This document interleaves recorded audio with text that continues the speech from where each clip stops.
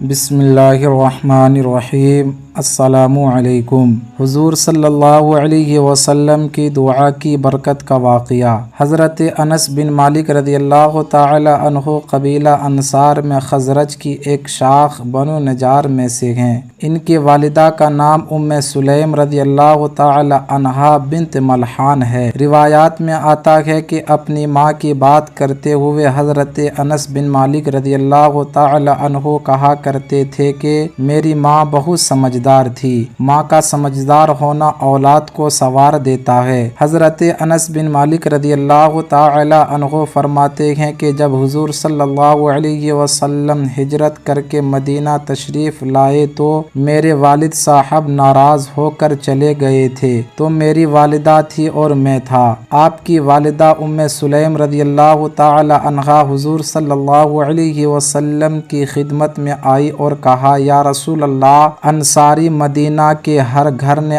آپ کی کچھ نہ کچھ خدمت کی ہے۔ میں ایک بے سہارا عورت ہوں، شوہر میرا چلا گیا ہے، پتہ نہیں کہاں گیا ہے، ایک بیٹا میرے پاس ہے، انس میں یہی آپ کے لیے وقف کرتی ہوں، آج کے بعد یہ میرا نہیں آپ کا ہے، یہ آپ کی خدمت کرے گا، آپ کا خادم ہوگا۔ کہتے ہیں کہ مجھے حضور صلی اللہ علیہ وسلم کے حوالے کر گئی۔ 10 سال کی عمر میں حضور صلی اللہ علیہ وسلم کی خدمت میں آیا۔ 10 سال میں نے حضور صلی اللہ علیہ وسلم کے ذاتی خادم کے طور پر خدمت کی اور 21 سال میری عمر تھی جب حضور صلی اللہ علیہ وسلم کا وصال ہوا۔ حضور صلی اللہ علیہ وسلم مدینہ منورہ میں عام طور پر بلا ضرورت لوگوں کے گھروں میں نہیں جایا کرتے تھے۔ یہ حضور صلی اللہ علیہ وسلم کا معمول نہیں تھا، اپنا گھر مسجد ضرورت کی جگہ، لیکن حضرت انس رضی اللہ تعالی عنہ کے گھر تشریف لے جایا کرتے تھے۔ حضور صلی اللہ علیہ وسلم تشریف لایا کرتے تھے تو ہم سے جو خدمت ہوتی ہم کرتے۔ کہتے ہیں کہ ایک دن نبی کریم صلی اللہ علیہ وسلم تشریف لائے، چاشت کا وقت تھا۔ حضرت انس فرماتے ہیں کہ میری ماں کتنی سمجھدار تھی، حضور صلی اللہ علیہ وسلم سے عرض کیا، یا رسول اللہ، یہ آپ کا بچہ ہے، نوکر ہے، اس کے لیے دعا فرما دیں۔ حضور صلی اللہ علیہ وسلم بھی بہت خوش تھے۔ حضرت انس رضی اللہ تعالی عنہ کہتے ہیں، حضور صلی اللہ علیہ وسلم نے مجھ سے پوچھا، انس کیا دعا مانگوں تمہارے لیے؟ میں نے کہا، یا رسول اللہ، لمبی عمر چاہیے، بہت پیسے چاہیے، بہت اولاد چاہیے۔ حضور صلی اللہ علیہ وسلم نے 3 دعائیں فرمائی، اے اللہ، اس کے مال اور اولاد میں کثرت عطا فرما اور اس کو جنت میں داخل فرما۔ حضرت انس رضی اللہ تعالی عنہ فرماتے ہیں کہ 3 دعاؤں میں سے 2 دعاؤں کی قبولیت تو میں نے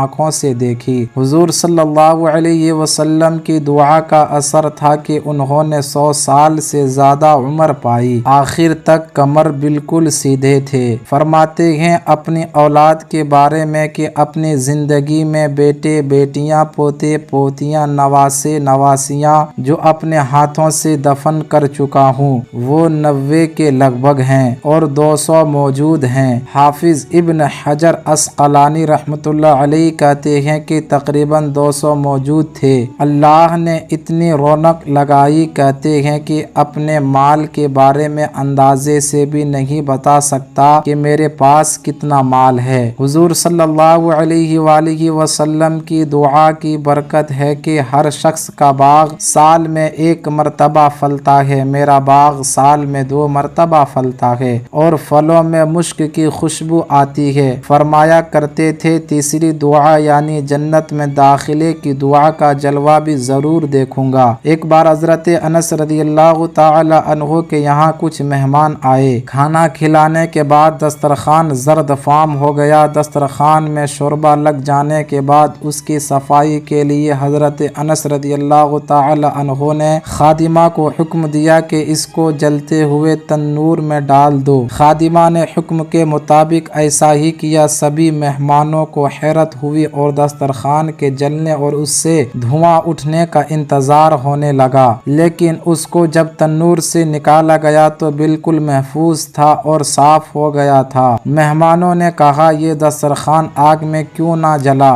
اور بجائے جلنے کی اور صاف ستھرا ہو گیا؟ حضرت انس بن مالک رضی اللہ تعالی عنہ نے فرمایا کہ اس کا سبب یہ ہے کہ حضرت محمد صلی اللہ علیہ وسلم نے اس دسترخوان سے بارہا اپنے دست مبارک اور لب مبارک کو صاف کیا تھا۔ حضرت عمر فاروق رضی اللہ تعالی عنہ کے دور خلافت میں لوگوں کو تعلیم دینے کے لیے آپ مدینہ منورہ سے بصرہ چلے گئے۔ عبد الملک بن مروان کے زمانہ خلافت میں حجاج بن یوسف ثقفی جو سلطنت امویہ کے مشرقی ممالک کا گورنر تھا اور لوگوں پر بہت ظلم و ستم کیا کرتا تھا، جب وہ بصرہ آیا تو حضرت انس رضی اللہ تعالی عنہ کو بلا کر نہایت سخت تنبیہ کی اور لوگوں میں ذلیل کرنے کے خاطر گردن میں مہر لگا دی۔ حجاج بن یوسف کا خیال تھا کہ حضرت انس رضی اللہ تعالی عنہ ہوا کے رخ پر چلتے ہیں، چنانچہ ان کو دیکھ کر کہا انس رضی اللہ تعالی عنہ